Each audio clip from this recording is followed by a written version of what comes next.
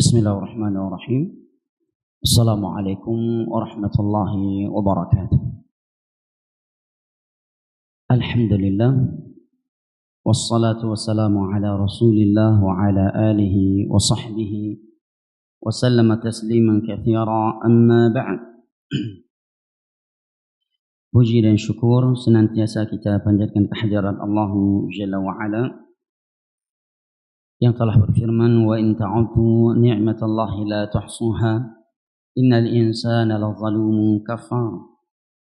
Dan kalaulah kalian ingin menghitung-hitung akan nikmat Allah Jalla wa Ala atas kalian, la tuhsuha, niscaya kalian tidak akan mampu menghitungnya. Sesungguhnya manusia itu pelaku kezaliman dan kekufuran.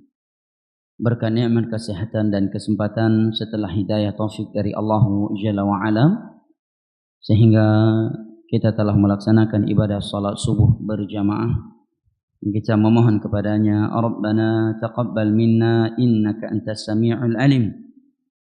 Sebagaimana kita memohon kepadanya yang telah mengumpulkan kita di rumah yang mulia ini pada kesempatan yang utama ini, agar kembali mengumpulkan kita semua ma'an nabiyyin wasiddiqin wasyuhada'i wassalihin wa hasuna ulaika rafiqa, di dalam syurganya pada hari kiamat kala. Amin ya rabbal alamin. Salawat beserta salam senantiasa kita sanjung sajikan kepada Nabi besar kita, keluarga dan segenap sahabat-sahabat beliau yang telah bersabda, inna athqala as-salati 'alal munafiqin salatul 'isya'i wa salatul fajr walau ya'lamuna ma fihima la atawhuma walau habwa. Sesungguhnya salat yang paling berat bagi orang-orang munafik adalah salat isya dan salat subuh. Dan kalaulah mereka mengetahui akan keutamaan pergi melaksanakan salat isya dan subuh, niscaya mereka akan pergi melaksanakannya sekalipun harus berangkat. Jamaah yang dimuliakan Allah rahimani wa rahimakumullah. Suara jelas? Menggema kayaknya ya? Jelas? Taib. Ini orang menggang ah? Jam puasa? Hah? Senin. Kalau enggak Ahad, Senin ya. Hari ini 29 Syaban atau 28? 28. 29. Kalau demikian berarti kalau hari ini nampak hilal, berarti besok.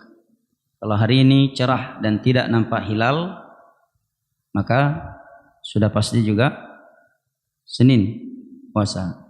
Yang menjadi khilaf di antara ulama, kalau hari ini mendung sehingga hilal tidak nampak, yang rajih disempurnakan saat 30 hari Sya'ban. Baik ikhwanil kiram rahimani wa rahimakumullah,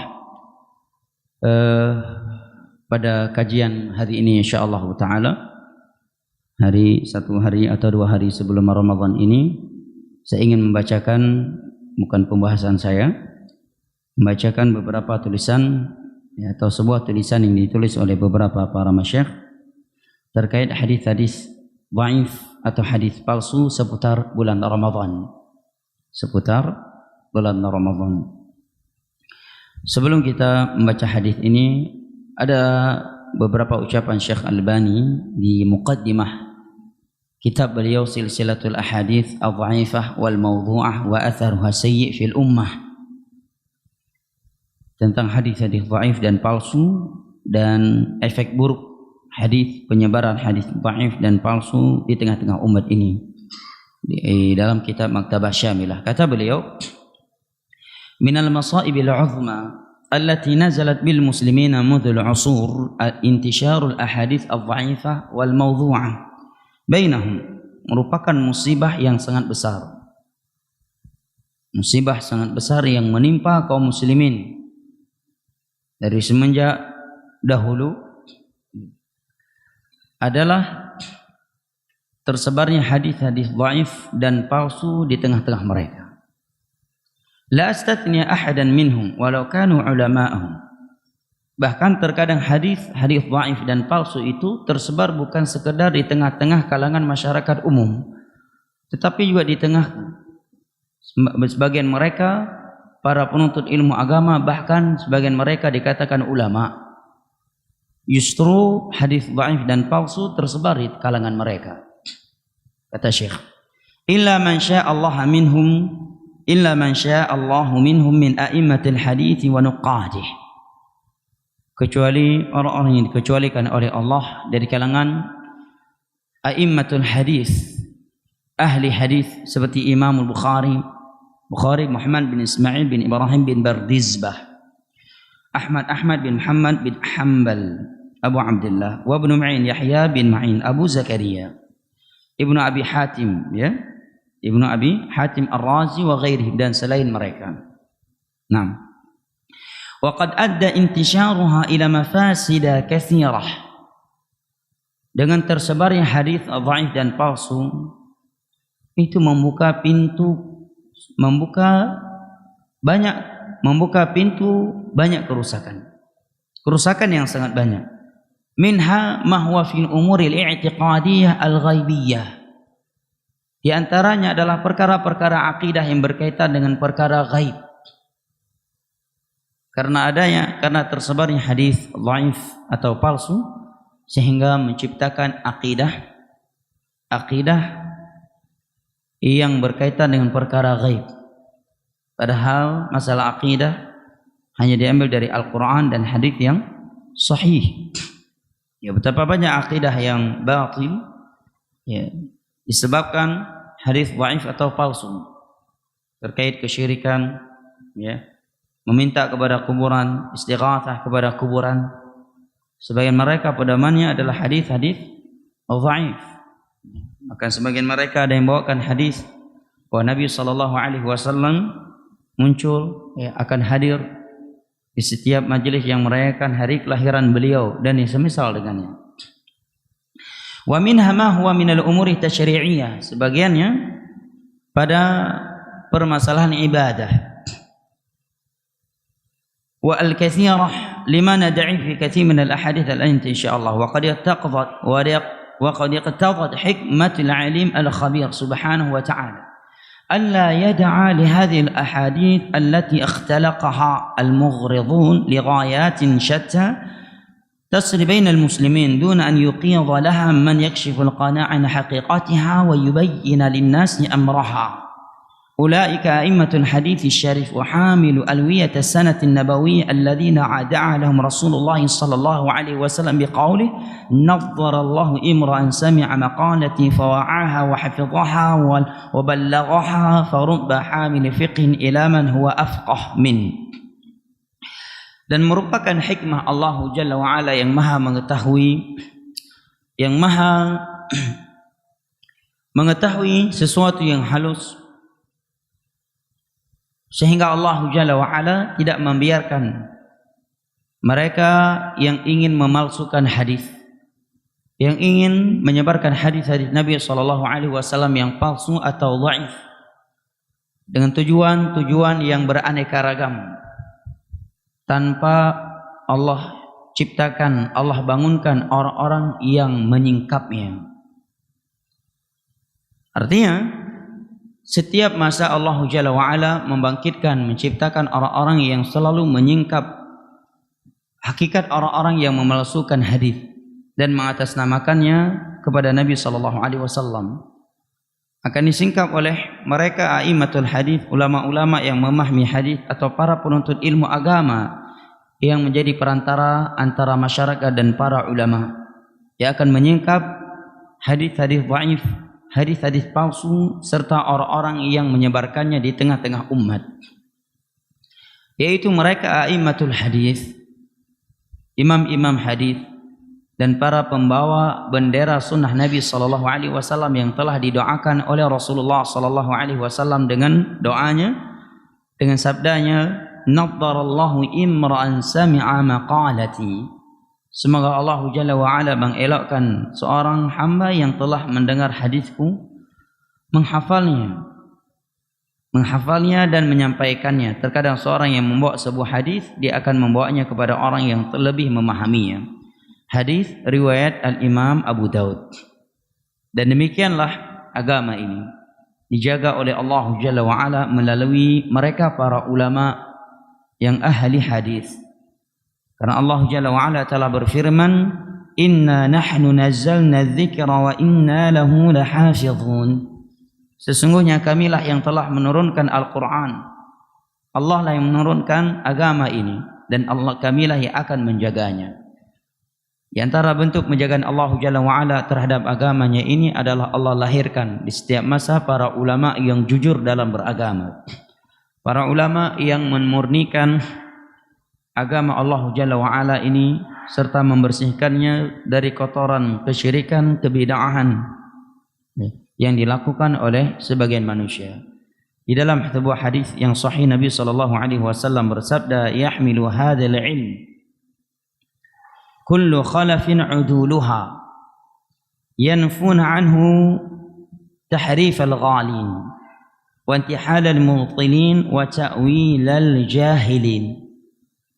Akan senantiasa ada setiap generasi umat ini yang membawa ilmu ini. Mereka adalah orang-orang yang bersikap adalah, seorang yang bersikap adil. Adil maksudnya kata para ulama, kalau di dalam ilmu hadis kalimat adalah itu didefinisikan dengan definisi seorang yang memiliki malakah, atau mulazamatut taqwa, orang yang senantiasa bertakwa kepada Allah Jalla wa'ala di atas ilmu dan memiliki kemampuan di dalam menghafal dan menyampaikan ilmu agama ini serta menjaga dirinya dari hal-hal yang dapat merusakkan muruahnya. Kata Nabi SAW, di setiap generasi yang akan membawa ilmu agama ini, yang menjaga ilmu agama ini adalah uduluha, orang-orang yang bersikap adil. Dan Al-Imam Ibnu Hajar Al-Asqalani rahimahullahu ta'ala ketika mensyarah hadis Nabi yang berbunyi sab'atun yadhilluhumullahu yawma la dhilla illa dhilluh, fadzakara minhum al-imamul adil, akan ada 7 golongan yang akan mendapatkan naungan Allah pada hari kiamat, di hari yang tidak ada naungan kecuali naungannya Allah Jalla wa'ala. Nabi menyebutkan salah satu di antara mereka adalah pemimpin yang adil. Definisi adil kata Imam Ibnu Hajar ketika mensyarah hadis ini di dalam syarah Sahihul Bukhari Fathul Bari adalah al-qiyamu bi awamirillahi wa ijtinamu nawahihi fi syai'. Adalah di mana seseorang telah melaksanakan perintah Allah dan meninggalkan larangannya dalam suatu perkara. Dan merupakan perintah Allah yang paling besar adalah tauhid. Sebagaimana larangan Allah Jalla wa'ala yang paling keji adalah larangan Allah yang paling mungkar, yang paling besar adalah syirik. Maka sungguh tidak akan pernah seorang itu dikatakan adil kalau dia pelaku syirik dan pelaku bid'ah. Apalagi kalau dia ulama syirik dan ulama bid'ah. Maka aneh jika ada teriakan dan seruan untuk menegakkan keadilan dan memerangi kezaliman, tetapi dia sendiri adalah tokoh kesyirikan dan kebid'ahan. Karena yang paling layak diperangi terlebih dahulu adalah dia sebagai ulama syirik dan bid'ah. Karena syirik adalah kezaliman yang paling besar di atas permukaan bumi ini. Karena syiriklah Allah mengutus Nabi Nuh alaihi salam untuk membersihkan agama Allah dari kesyirikan. Karena kesyirikanlah Allah menciptakan, Allah mensyariatkan jihad hatta yakuna ad-dinu kulluhu lillah. Karena kesyirikanlah Allah Jalla wa'ala mengutus para nabi dan menurunkan kitab-kitab samawiyah. Dan Allah yang telah berfirman, "Inna syirka la zulmun azim." Kita kembali lagi kepada inti pembahasan kita. Nabi menyebutkan bahwa setiap generasi yang akan membawa ilmu agama ini adalah yang memiliki sifat adil. Apa ciri mereka? Ciri ulama yang sesungguhnya yang bersikap adil, dan mereka lah yang membawa keutuhan agama Allah di setiap masa. Nabi sebutkan sifat mereka. Yang pertama kata Nabi sallallahu alaihi wasallam, yanfuna anhu tahrifal ghalin, yaitu mereka orang-orang yang membersihkan agama Allah Jalla wa'ala ini dari tahrifal ghalin. Adalah mereka orang-orang yang membersihkan agama Allah dari tahrifnya orang-orang yang melampaui batas, orang-orang yang ekstrim di dalam agama ini. Tahrif itu adalah membawa sebuah ayat atau hadis atau dalil kepada makna yang tidak diinginkan oleh Allah dan Rasulnya. Itu bahasa sekarang suka mempolitisasi atau memplesetkan, mempolitisir ayat atau hadis Nabi sallallahu alaihi wasallam kepada sesuatu yang itu bukanlah maksud Allah dan Rasulnya. Mungkin timbul pertanyaan, bagaimana kita mengetahui maksud Allah dan Rasulnya? Maka jawabannya bahwa sebagian ayat dijelaskan oleh sebagian ayat yang lain, atau sebagian ayat diterangkan oleh hadis Nabi. Demikian juga hadis Nabi terkadang diperjelaskan oleh ayat Al-Quran. Jawaban yang kedua, tatkala pemahaman tersebut bertentangan dengan pemahaman para sahabat Nabi sallallahu alaihi wasallam, para tabi'in atau tabi'in, karena mereka adalah 3 generasi yang telah direkomendasi oleh Rasulullah sallallahu alaihi wasallam. Bertentangan dengan keumuman bahasa Arab yang dipahami oleh orang Arab di masa itu. Naam. Tahrif al-ghalin. Ini ciri mereka. Mereka akan menjawab ini. Wa intihal al-mubtilin. Mereka akan menjawab syubhat ahlul batil. Orang-orang yang memiliki penyimpangan tetapi mengatasnamakan agama Allah Jalla wa Ala. Membawa ayat, membawa hadis seperti kaum Khawarij. Mereka membawa ayat ketika membunuh Ali bin Abi Thalib. Mereka juga membawa ayat-ayat Al-Quran ketika melakukan aksi pemberontakan terhadap Utsman bin Affan dan menusuk Utsman bin Affan dengan pedang. Bahkan mereka mengharap syurga Allah dengan membunuh Utsman dan Ali radhiyallahu anhuma. Dan mereka adalah orang-orang yang salat 5 waktu. Kaum Khawarij yang membunuh Utsman dan Ali salat 5 waktu. Mereka puasa Daud. Mereka ahli Al-Quran, ahli ibadah, berpenampilan dengan penampilan para sahabat Nabi sallallahu alaihi wasallam. Hanya saja mereka punya ideologi boleh memberontak kepada penguasa yang sah dengan alasan menegakkan keadilan dan memerangi kezaliman. Ini kaum Khawarij yang membunuh Utsman dan Ali radhiyallahu anhuma. Mereka membawa ayat Allah, inil hukmu illa lillah wa man lam yahkum bima anzalallahi faulaika humul kafirun wa qutuluhum haitsu thaqiftumuhum, dan seterusnya. Maka dijawab oleh para sahabat Nabi. Di antara yang menjawabnya adalah Abdullah bin Abbas radhiyallahu anhuma. Beliau datangi mereka ke markas mereka Harura, didebat oleh Abdullah bin Abbas, dijawab oleh Abdullah bin Abbas syubhat-syubhat yang mereka sebarkan selama ini dengan membawa ayat dan hadis. Di waktu tersebut 3.000 dari mereka langsung taubat dan kembali ke jalan kebenaran, ke jalan yang benar. Sebagian riwayat disebutkan 5.000 yang taubat dari mereka. Naam. Wa ta'wil al-jahilin. Dan ciri mereka yang ketiga adalah menjawab ta'wil orang-orang yang jahil. Orang-orang jahil. Ada orang-orang yang memang tidak mengerti ilmu agama tetapi asal bunyi. Contohnya dia bilang, ya, beda kafir dengan kufar, katanya. Ya, kalau kafir itu ya selain Islam, kalau kufar itu sudah memerangi Islam. Ini kan kacau ngomongnya. Pada kufar dan kafir ini sinonim, kata yang sama, hanya saja kafir kata tunggal, kufar kata banyak dari kata kafir. Kafir 1 orang, kafirani 2 orang, kufar 3 atau lebih, artinya tetap sama. Tapi asal bunyi aja, kafir itu yang selain Islam. Ya. Kita mencintainya. Kalau kufar itu sudah memerangi Islam. Ini asal bunyi namanya. Baik. Demikian juga ya, membawa ayat dan hadis-hadis kepada aksi-aksi keonaran, aksi-aksi yang itu merupakan murni aksi Khawarij di masa Utsman bin Affan. Lantas membawa ayat dan hadis atau memberikan judul menegakkan keadilan dan memerangi kezaliman. Nah, padahal sebagian orang yang menyuarakan seruan tersebut, dia lebih zalim dari orang yang dia tuduh zalim, di mana dia adalah ulama'nya kesyirikan, dai kesyirikan, pintu kesyirikan. Dan Allah telah berfirman, inna syirka la zulmun azim. Syirik adalah zalim yang paling besar. Nah, oleh karenanya setiap generasi ada ulama-ulama menjaga kemurnian agama ini. Sampai-sampai Abdurrahman bin Mahdi, salah satu dari gurunya Al-Imam Al-Bukhari, kata beliau, andai kata ada seorang yang berusaha memalsukan hadis Nabi di sepertiga akhir malam, maka tidaklah matahari terbit kecuali sudah ada yang membongkar usaha dia. Tidaklah matahari terbit kecuali sudah ada yang berteriak, ini orang memalsukan hadis Nabi. Demikianlah Allah menjaga agama ini jemaah. Oke, di masa mereka ulama hadis, di masa Nabi tidak ada yang berani memalsukan hadis. Ya, dan tidak ada yang mampu melakukannya. Di masa para sahabat juga masih terjaga. Di masa tabi'in, 3 generasi yang telah direkomendasikan oleh Rasulullah sallallahu alaihi wasallam. Atau mulailah terjadi penyimpangan setelah terbunuhnya Umar bin Khattab radhiyallahu anhu. Di masa Utsman, di masa Umar tidak ada yang berani macam-macam.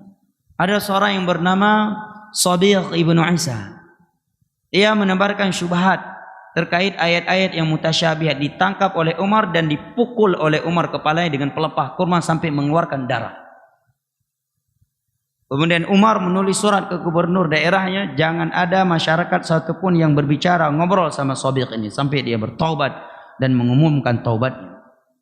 Sampai ketika Umar memukul kepalanya, dia menyatakan, wahai Umar, kharajat, kaitu bid syubhat wahai Umar.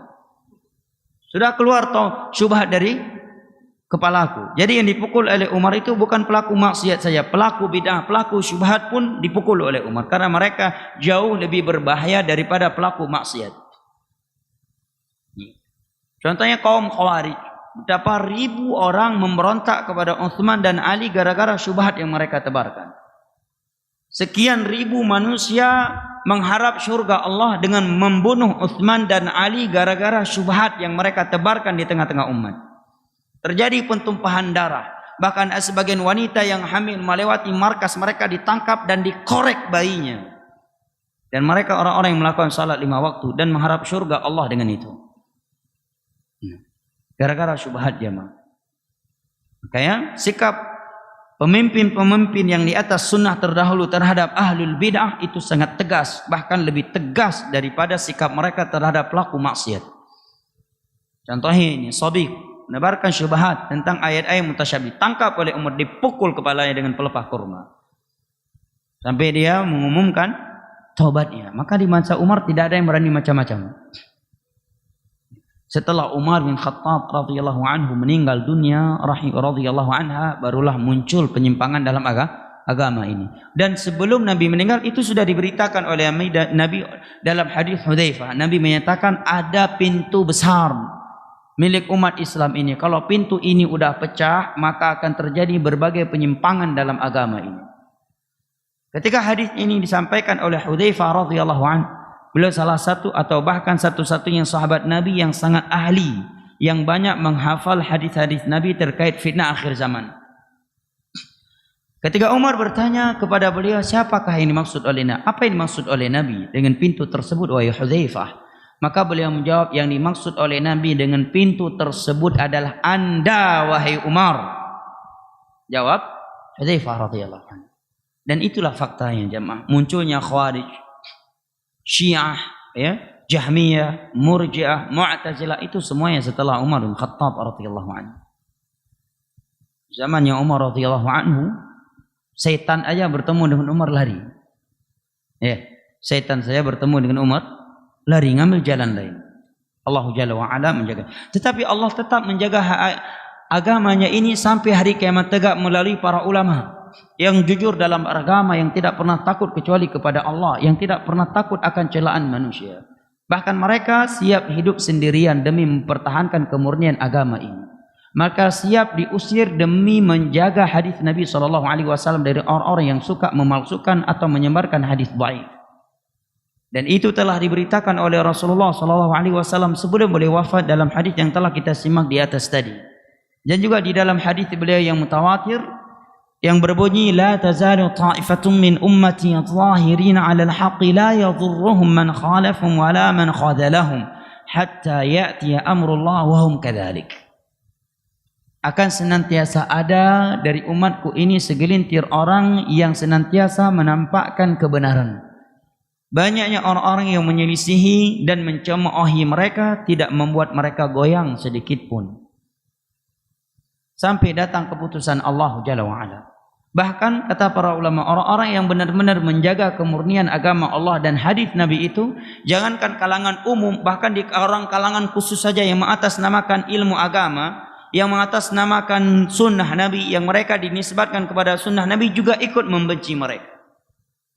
Contohnya Imam Ahmad, Imam Bukhari, Imam Muslim, Imam Yahya bin Ma'in. Di masa itu Yahya bin Ma'in dibenci oleh sebagian orang.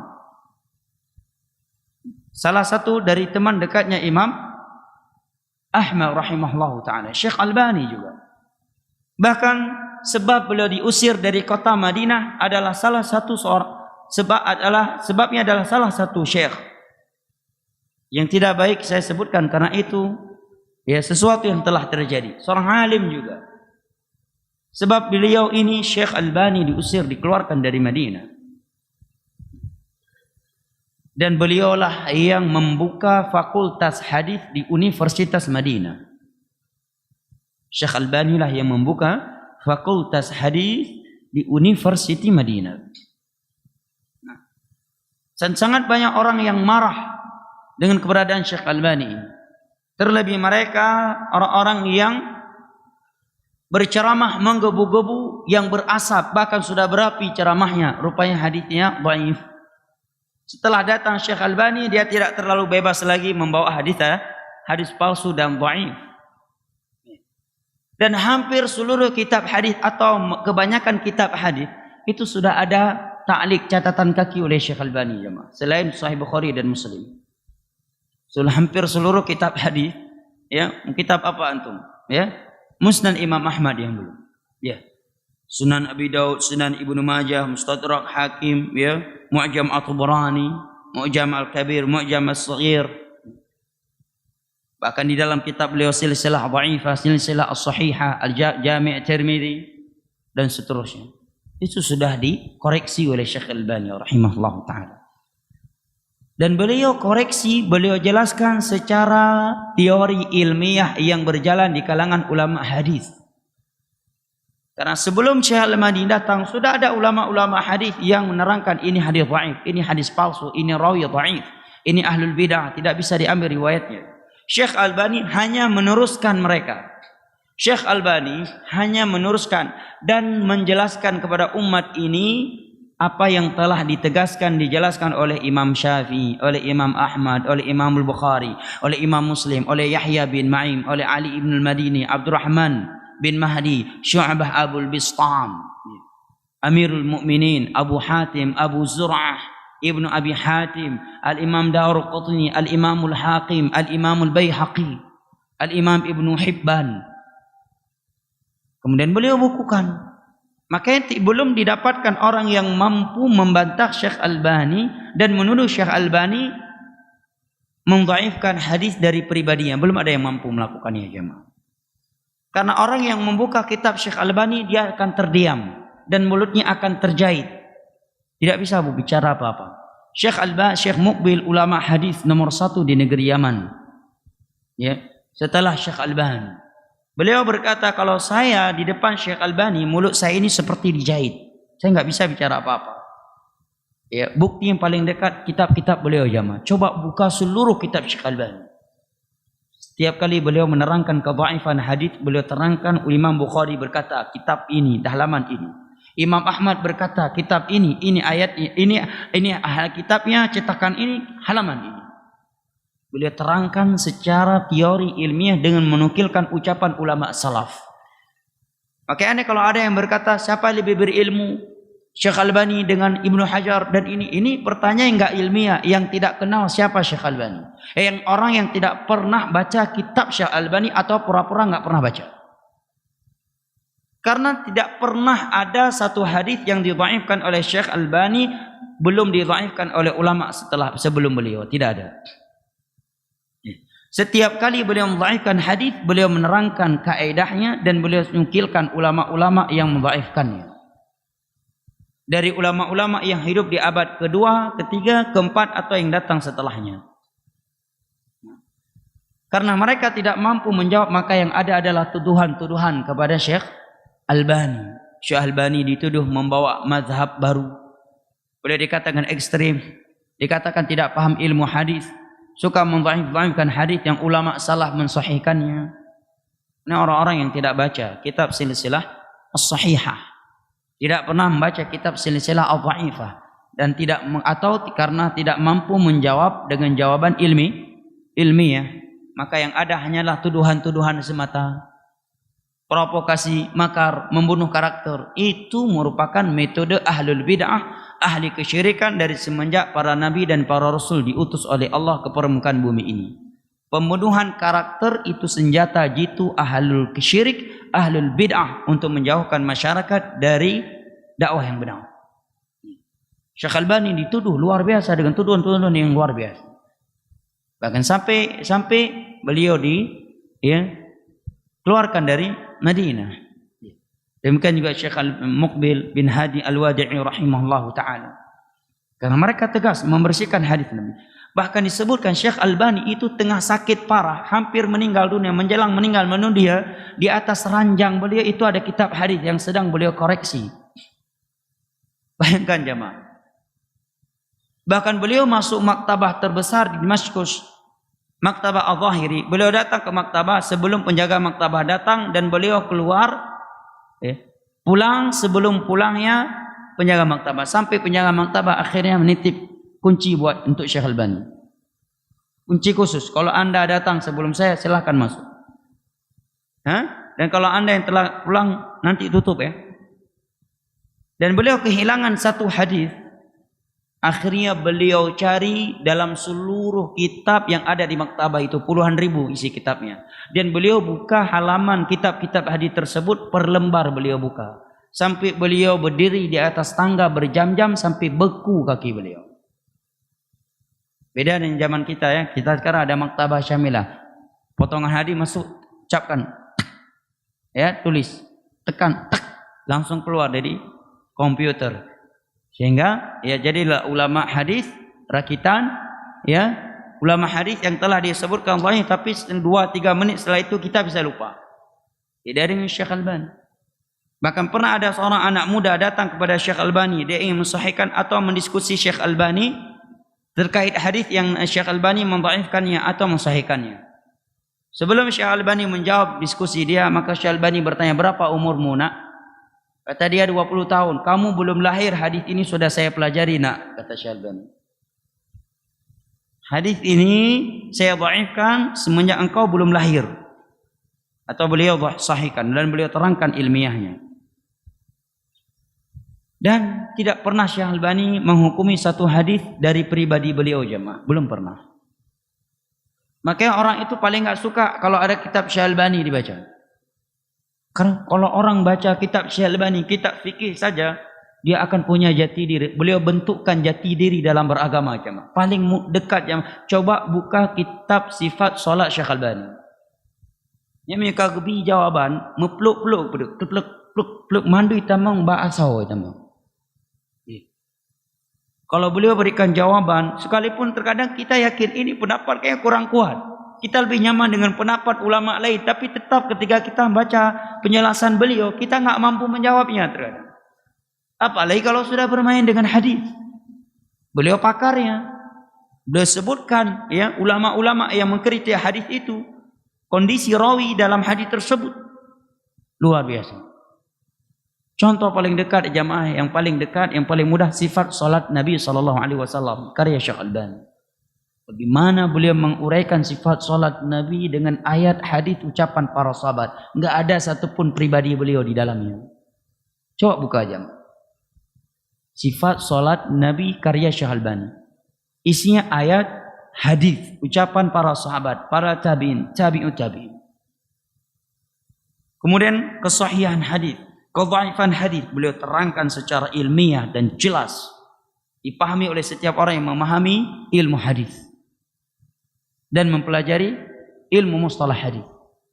Nah, ini muqaddimah dari beliau secara ringkas, dan beliau juga menyebutkan bahwa sudah ada ulama-ulama dahulu yang menulis kitab-kitab yang di dalamnya mereka menerangkan hadis-hadis Nabi SAW yang dhaif atau palsu. Di antaranya kata beliau kitab yang sangat masyhur yang paling besar adalah Al-Maqasilul Hasanah fi bayani katsirin minal ahadits al-mushtahirah 'alal alsinah. Tujuan-tujuan yang indah di dalam menerangkan hadis-hadis, kebanyakan hadis-hadis yang masyhur di kalangan manusia, tapi hadisnya dhaif. Ini ditulis oleh Al-Imam As-Sakhawi. Imam As-Sakhawi. Beliau salah satu ulama di semasa dengan Al-Imam As-Suyuti. Ini Imam As-Sakhawi. Juga kitab Al-Imam Al-Hafidh Az-Zaila'i Nasrul Rayah Al-Hadith Al-Hidayah. Juga Al-Imam Al-Iraqi dalam kitab beliau ta'liq terhadap kitab Ihya Ulumuddin. Karena kitab Ihya Ulumuddin salah satu sumber hadis dhaif.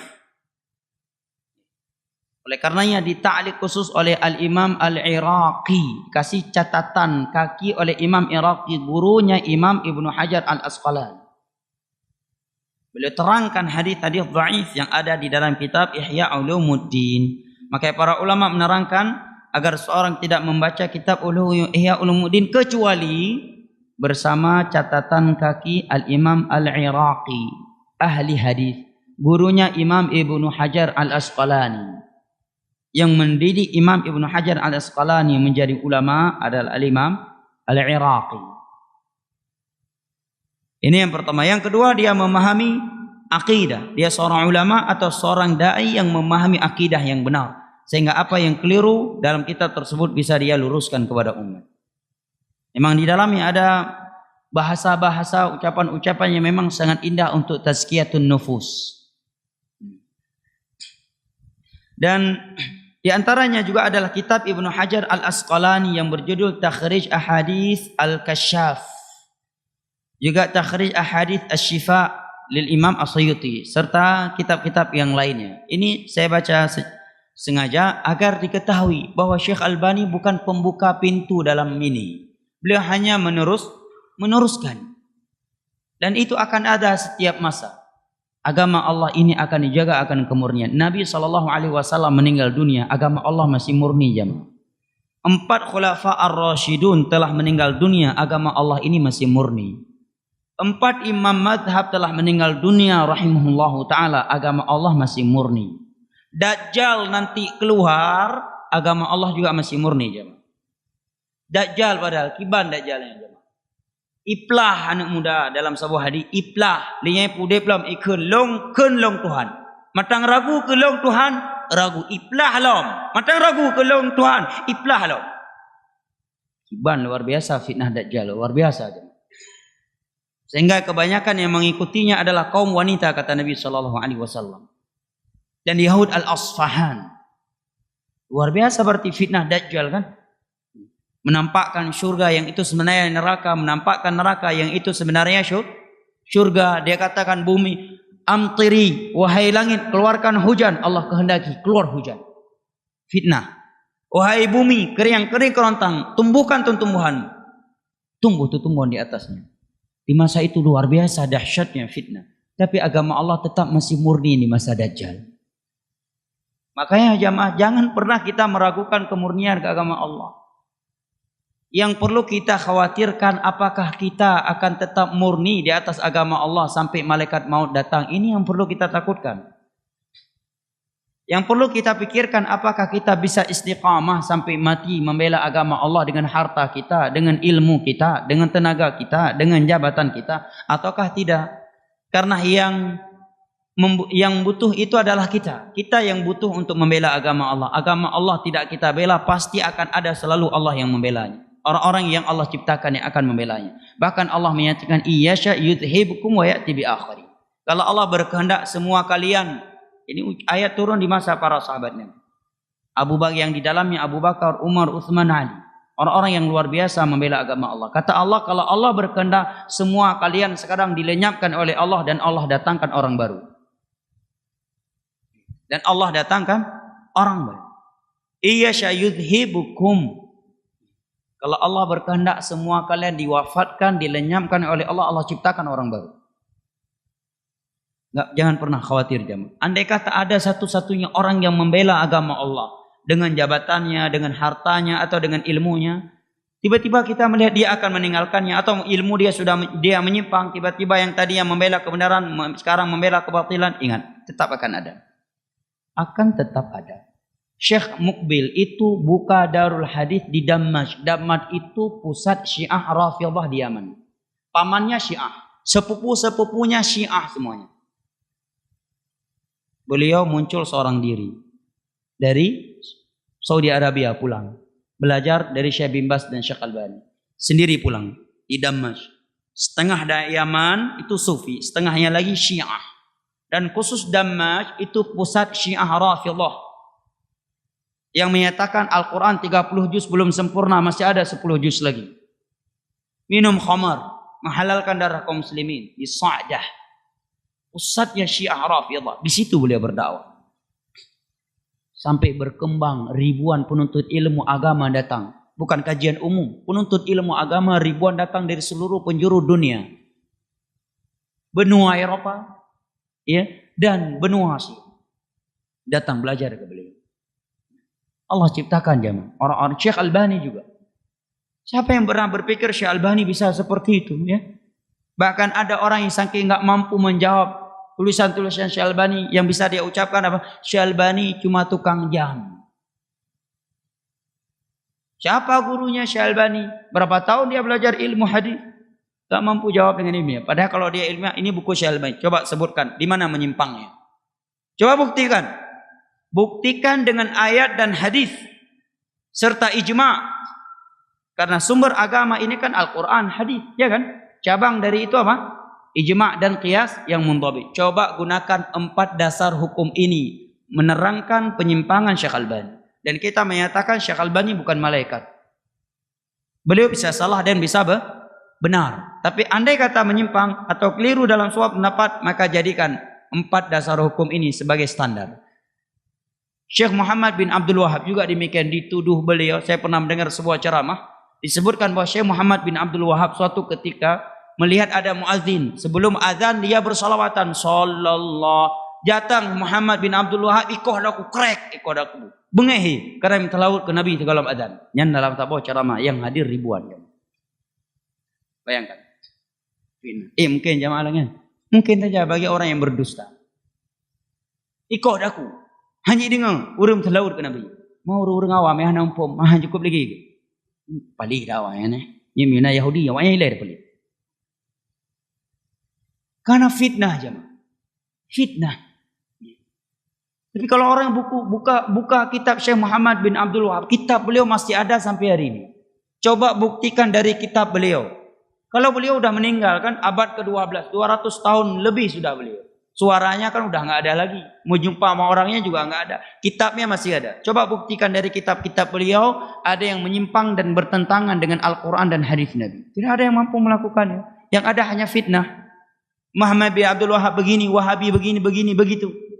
Coba buktikan dari kitab-kitab beliau yang ada usul salasah, qudul arba dan seterusnya. Bahwa ada akidah yang menyimpang dan bertentangan dengan Al-Quran dan hadis yang dibangun di atas pemahaman para salaf. Yang itu merupakan dasar agama kita. Belum ada yang melakukannya. Dan tentunya beliau juga bukan malaikat. Bisa jadi ada yang keliru. Yang bertentangan dengan Al-Quran dan hadis. Dan kita nggak fanatik kepada beliau. Sumber agama kita bukan beliau.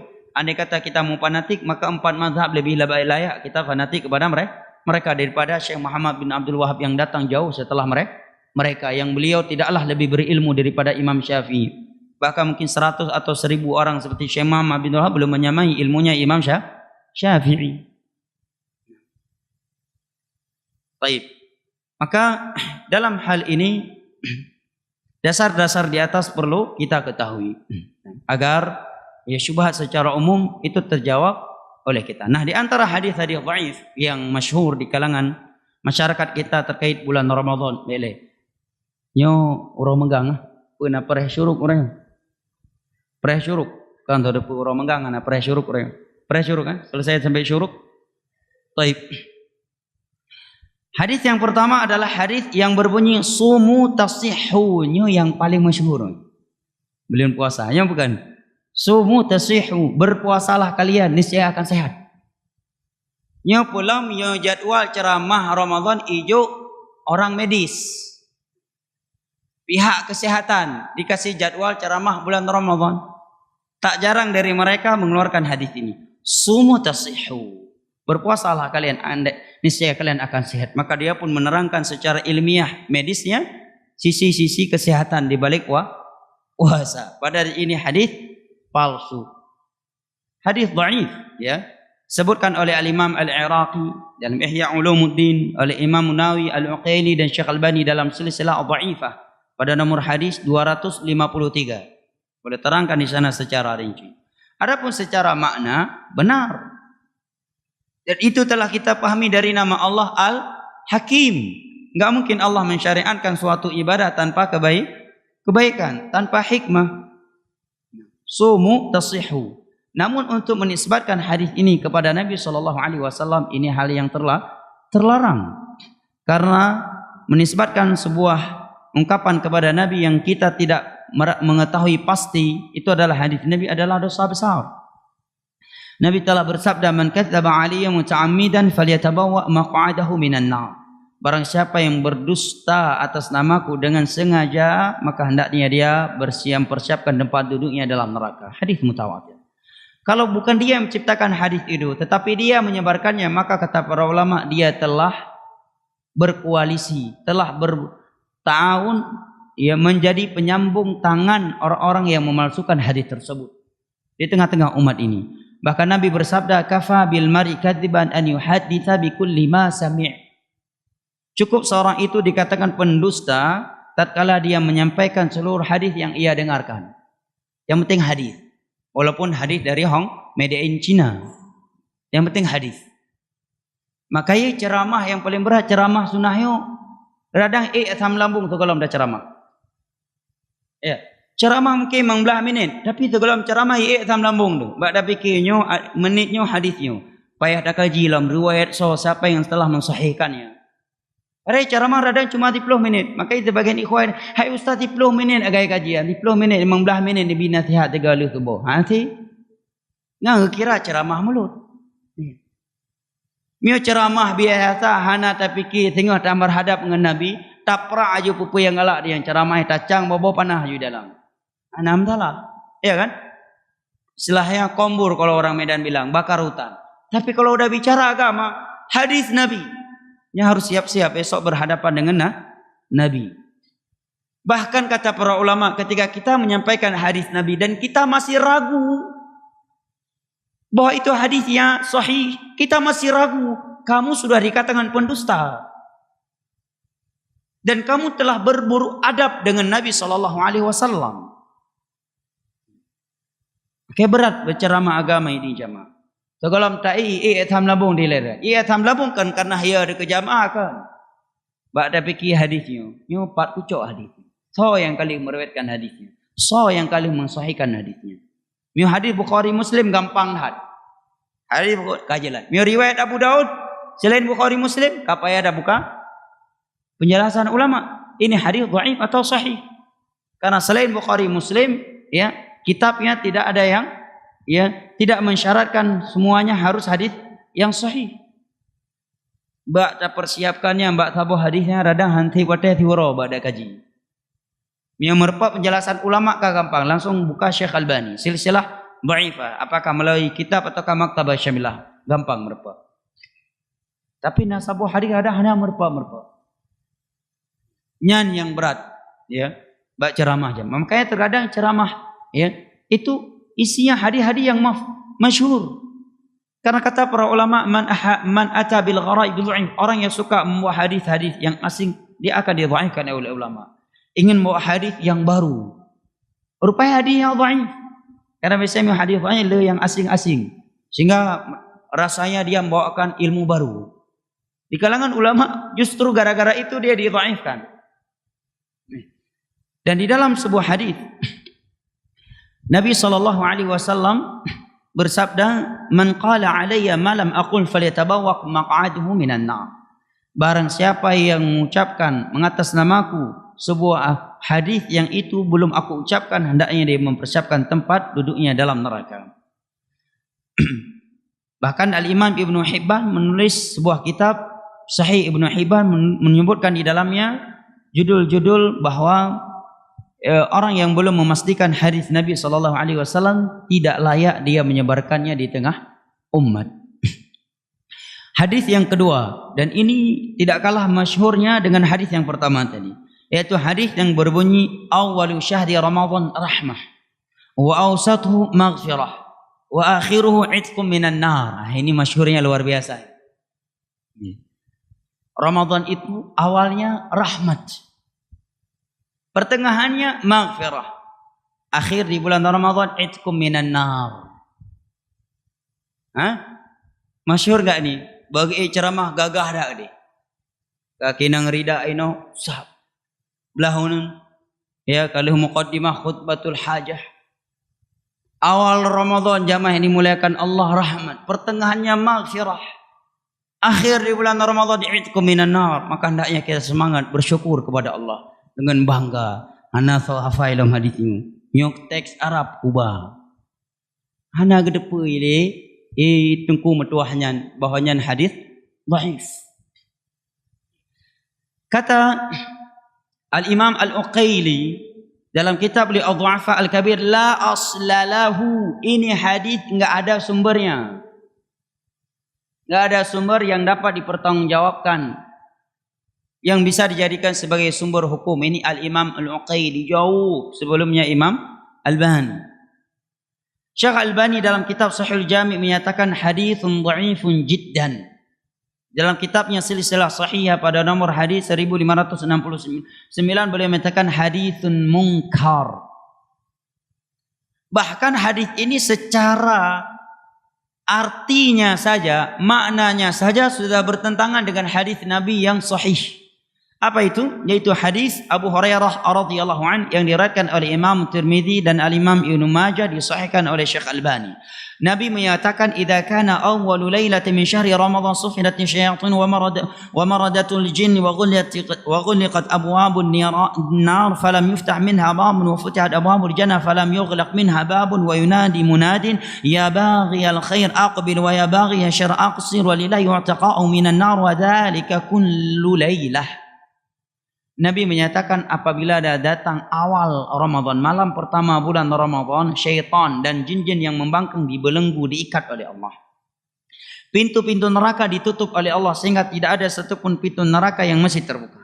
Pintu-pintu surga semuanya dibuka oleh Allah sehingga tidak ada satupun pintu surga yang masih tertutup. Dan ada yang memanggil, para malaikat, ada yang memanggil, wahai orang yang ingin melakukan kebaikan, aqbil, fokuslah. Wa ya baghiya syarr aqsir, wahai para pelaku kejelekan, berhentilah, stop melakukan kejelekan. Walillahi yu'taqa'u minan nar, dan Allah memiliki hamba-hamba yang Ia merdekakan dalam neraka Allah, dari nerakanya, dan itu setiap malam. Bukan hanya di akhir Ramadan. Dan sekarang coba kita perhatikan. Andai kata dikatakan awal Ramadan tadi apa namanya? Rahmat. Pertengahannya maghfirah. Akhir Ramadan apa? Itqum minan nar. Sekarang apalah arti rahmat dan maghfirah tanpa itqum minan nar? Ya kan? Dan mungkinkah Allah melakukan itqum minan nar tanpa rahmat dan maghfirah? Enggak mungkin. Ini tiga hal yang saling bertemu. Tidaklah seorang hamba di itqum minan nar. Itqum minan nar artinya kan dibebaskan dari neraka Allah. Melainkan Allah telah merahmati dan mengampuni dosa-dosa dia. Dan kalau Allah sudah mengampuni dosa dia, rahmat kepadanya, udah pasti Allah akan bebaskan dia dari nerakanya. Ini tiga hal yang pasti selalu bertemu, tidak mungkin terpisah. Gak mungkin Allah itqum minan nar tapi Allah tidak rahmat dan tidak memberikan maghfirahnya untuk dia. Kan gak mungkin. Tapi orang kelangnya mengkaibah hadis mengkalih haju. Yang penting hadis na baca Arab baca jid. Mengkalih haju. Yeah. Tanpa dia kaji ini, mestinya dia baca dulu penjelasan ulama terkait hadis ini. Terkadang itu hadis itu dikatakan dhaif, bisa dipastikan maudhu, kata Syekh Imam Ibnu Hajar dalam kitabnya Nukhbatul Fikr dan syarahnya Nuzhatun Nazar, adalah min rikakati alfazihi. Dari konteksnya, gaya bahasa saja itu sudah bisa diprediksi, bukan bahasa Nabi. Karena Nabi itu diberikan mukjizat berupa jawami'ul kalim. Bahasa Nabi itu paling tinggi sastranya. Bahasa beliau pendek, simple, tapi mencakup dan memiliki makna yang sangat luas. Contohnya ini, kan mengkalih juga hadis. Awalnya rahmat, pertengahan maghfirah, Akhirnya itkum minan nar. Mami merepak rahmat, hana merepak itkum minan nar. Merepak maghfirah, tapi hana merepak itkum minan nar. Kupa maghfirah dengan rahmat, hana bebas dalam neraka. Kaya benar. Dan mungkin kupa bebas dari neraka tanpa maghfirah dan tanpa rahmat. Mungkin sih. Tapi yang kurang, maka pula ju hadis. Dan pernah lun dengar sebuah ceramah, lun tuan dengar sebuah ceramah gebah hadis, at-taubatu minad dan bi kasabuni ala thawbi.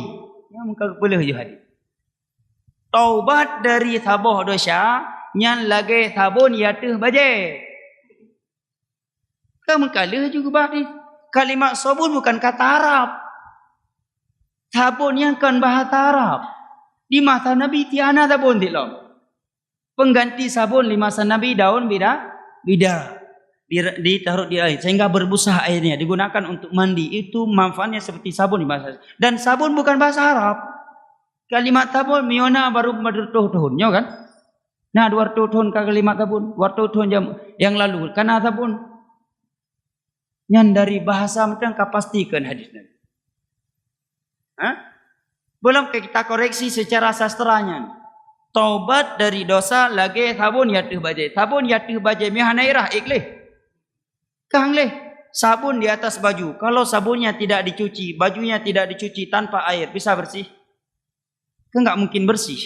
Kalau sekedar di atas baju, gudang sabun pun ditaruh di atas baju enggak akan bersih baju kalau enggak dicuci, ya kan? Dari bahasanya udah mungkin itu, udah pasti itu bukan bahasa Nabi. Tapi urung kali haju. Aku bah hadis bah, nyo hadis. At-taubatu minadz dzanbi kasabuni ala thawbi. Ya, masya-Allah, bahasa Arab bah, nyo hadis. Bahasa Arab ubah kan terjemahan. Ini kali laju. Ya. Subhanallah. Ya. Seperti hadis di atas. Hadis yang ketiga. Saya pilih yang paling masyhur.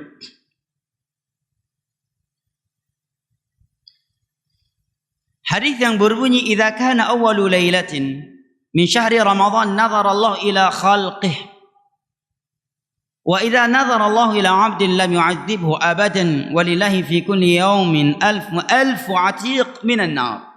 فإذا كانت ليلة 29 أعتق الله فيها مثل جميع ما أعتق في الشهر كله. Apa di awal malam Ramadan Allah melihat kepada makhluknya. Jika Allah telah melihat kepada seorang hamba, maka hamba itu tidak akan disiksa selama-lamanya. Ma Abu Lahab nagkalan dia Allah. Ketika tadi kalau Allah sudah melihat kepada seorang hamba, hamba itu enggak akan pernah disiksa. Dan di setiap hari ada 1000, maksudnya sejuta orang yang dibebaskan dari neraka Allah. Dan apabila malam 27, Allah akan memerdekakan di malamnya seperti jumlah yang telah Allah merdekakan seluruh malam atau di seluruh Ramadan. Ini hadis maudhu' disebutkan oleh Al-Imam Ibnul Jauzi dalam kitabnya Al-Mawdu'at. Mawdu'at artinya hadis-hadis palsu. Disebutkan oleh beberapa guru kami di Yaman. Guru-guru hadis kami ketika kami belajar kitab Ilal Tirmidzi, Dhabit Jarh wa Ta'dil dan juga Mustalah Hadis. Kan mawdu'at artinya hadis-hadis palsu, itu secara istilah ilmiah. Tapi secara etimologi bahasa umum mawdu'at sesuatu yang diletakkan. Itu arti mawdu'at. Nasirah Khatib yang berceramah menyampaikan sebuah hadis dengan pedenya, kemudian dia menyatakan ini hadis disebutkan oleh Imam Ibnul Jauzi dalam kitabnya Al-Mawdu'at. Ini kan menertawakan orang. Udah tahu dalam kitab Mawdu'at, kok dia bawa lagi? Mawdu'at artinya hadis-hadis palsu. Ya, nak apa istilah mawdu'atnya apa? Kira mawdu'atnya mungkin kue mame. Ya. Udeng atam udeng kira. Dengan PD hadis nyona dalam kitab Mawdu'at Ibnul Jauzi. Pada kitabnya memang khusus ditulis di Imam Ibnul Jauzi untuk menerangkan hadis-hadis palsu. Yang penting belajar agama. Belajar istilah ilmiah. Hadis ini maudhu' disebutkan oleh Imam Ibnu Jauzi, Imam Syaukani dalam kitab Fawaid Al-Majmu' dan Syekh Albani dalam silsilah dhaifah pada nomor 5476. Namun masalah Allah memerdekakan hambanya itu ada dalam beberapa hadis, namun penyebutan jumlahnya tidak ada yang mengetahuinya kecuali Allah Jalla wa Ala. Juga hadis yang berbunyi kaitan syuruk. Baik, dua buah hadis tu tengah pika puasa, dua buah hadis tu. Lau ya'lamul ibad ma fi Ramadan latamannat ummati an yakuna Ramadan as-sana kullaha. Kalau hamba ini tahu keutamaan Ramadan yang sesungguhnya, maka mereka akan bercita-cita, berangan-angan 1 tahun penuh adalah bulan Ramadan. Kemudian Nabi menyebutkan bahawa setiap bulan di bulan Ramadan syurga itu dihias, ya, diindahkan. Dan jika datang awal Ramadan, maka datang angin dari bawah arsy-Nya Allah Jalla wa Ala. Dan seterusnya. Ini juga hadis dhaif. Juga hadis dhaif dalam bulan Ramadan adalah hadis yang berbunyi, ya ayuhan nas qad adhallakum syahrun azim. Wahai sekalian manusia, telah datang kepada kalian bulan yang agung.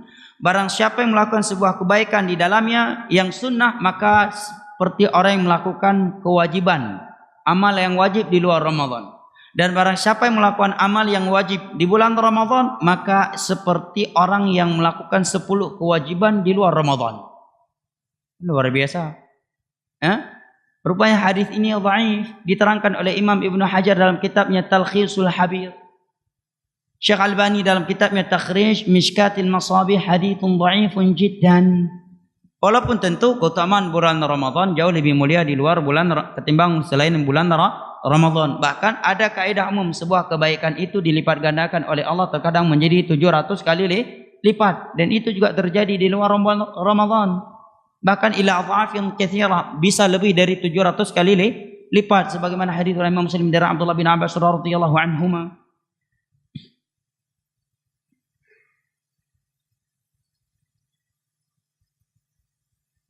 Baik, hadis berikutnya, Rajabun syahrullah wa Sya'bun syahru wa Ramadan syahru ummati. Rajab bulan Allah, Sya'ban bulan lun tuan ke Nabi. Adapun Ramadan nyan bulan umat lun. Kenapa bulan umat? Rupanya hadis maudhu', hadis palsu juga disebutkan oleh Imam Ibnu Jauzi dalam kitabnya Al-Mawdhu'at. Juga hadis yang dhaif, bismillah Allahumma laka sumtu wa ala rizqika aftartu. Ini juga hadis yang dhaif. Sebutkan oleh Imam Syaukani dalam kitabnya Nailul Awtar, Al-Hafidh Ibnu Hajar, imam ulama Syafi'i. Jadikan Syekh Albani yang mendhaifkan hadisnya. Syekh Al-Imam Ibnu Hajar Al-Asqalani dalam kitabnya Talkhisul Habir menyatakan tentang hadis bismillah Allahumma laka sumtu wa ala rizqika aftar. Sebagai orang tayo gemayang lah padahnya hanjut. Karena khawatir itu memperolok hadis Nabi. Pertama cok sudak temak bu, nak pernah lagi orang ron. Lempas ubud ya, ati belajar bak SD ati purno belum puasa ajak tikula na guru yang galak gemayang. Ya, galak gemayang. Kita mah cok sudak temak bu. Apa bahasa Indonesia ya? Cok sudak temak bu. Apa bahasa Indonesia aja? Ambil sendok, gunakan untuk ambil nasi. Cok sudak temak bu. Ini sudah memperolok-olok agama jemaah. Ya, dan perolok-olok agama Allah salah satu dari pembatal Islam. Ia mayang baik bahaya agama, minta bahaya lain. Baik mayang agama. Bab agama manum serius. Nah. Ini hadis diterangkan dhaif oleh Ibnu Hajar Al-Asqalani, ulama besar dalam mazhab Syafi'i. Juga Syekh Albani dalam kitabnya Riwaul Ghalil. Nah, tambah sebagian mereka memberi tambahan lagi wabika amantu. Wa alaika tawakkal tu. Kalau ini sama sekali tidak ada sumbernya. Kalau tadi memang ada sanadnya tapi dhaif. Namun dengan tambahan wa bika amant wa alaika tawakkal, ini tidak ada sumbernya. Maka yang sahih adalah doa dhahaba dhama'u wa batalatil 'uruq wa sabatal ajru insyaallah. Hadis riwayat Abu Daud dan dihasankan oleh Syekh Albani. Hadis yang terakhir apa itu? Adalah hadis yang berbunyi naumus shaim ibadah. Nya juga cukup masyhur. Tidurnya orang berpuasa adalah ibadah. Nak pernah dengar hadisnya? Belum puasa. Cukup tering. Betul bagi tu. Naumus shaimi ibadah. Tidurnya orang yang berpuasa ibadah. Makanya lomba-lomba bulan puasa kaji ke bulan festival tidur. Menang tubuh kerja ibadah kira tahu nak meninggal. Rupanya kagak sampai lu. Yang cukup le desa orang-orang yang bahadisnya. Cukup jaya desa. Cukup jaya desa. Kan desa karena orang tapi karena orang ganggap ibadah dan ganggapnya nah hadis inan letak desa aja. Memang masalah hukum dia mubah dasarnya kan anak desa. Dan bisa bernilai ibadah kalau dia niat karena Allah dengan dia tidur bisa beraktivitas maksimal setelah jam istirahat. Naumus shaim ibadah. Makanya dah kalau orang di masjid di watai yang sebenarnya hana layak ke. Misalkan tarawih le pos 10 malam. Dua rumah ke lu subuh temen. Apakah dengar tadi? Segala di luar Ramadan ada orang tidur jam 11 malam, jam 12 malam tapi setelah subuh enggak ngantuk. Ya kan? Tapi mungkin gara-gara hadisnya lu subuh start je pos 12 baru budak. Pajang baca Al-Quran kahana kerja ni. Padahal para sahabat perang Badar yang terjadi di bulan Ramadan. 17 Ramadan gemuk perang dalam keadaan puasa. Leher tu 300 orang lawan 1000 orang. Perang Badar itu. Di pinggir pantai di musim panas. Naumus shaim ibadah. Tidurnya orang yang berpuasa ibadah. Wa shamtuhu tasbih. Diamnya dia adalah merupakan tasbih. 3 dengan taim tanda nak baca apa tasbih. Jadi kah anak payah zikir anak payah baca Al-Quran taim matang tayo dianggap sebagai tasbih zikir. Taimnya lagi dah ucapkan subhanallah subhanallah subhanallah. Wa amaluhu mudha'af, amalannya itu berlipat ganda. Kalau ini betul secara man. Wa du'ahu mustajab, doanya mustajab. Ini benar. Wa dhanbuhu maghfur, dosanya itu terampuni. Namun secara sanad ini hadis yang dhaif.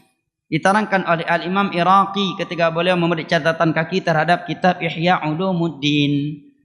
Nah, wallahu a'lam bisawab. Saya kira sampai di sini, lebih dan kurangnya saya mohon maaf. Dan ini kajian terakhir sebelum Ramadan.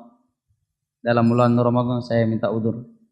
Nah, wallahu a'lam bisawab. Mudah-mudahan bermanfaat. Subhanakallahumma bihamdik asyhadu an la ilaha illa anta astaghfiruka wa atubu ilaik. Wassalamualaikum warahmatullahi wabarakatuh.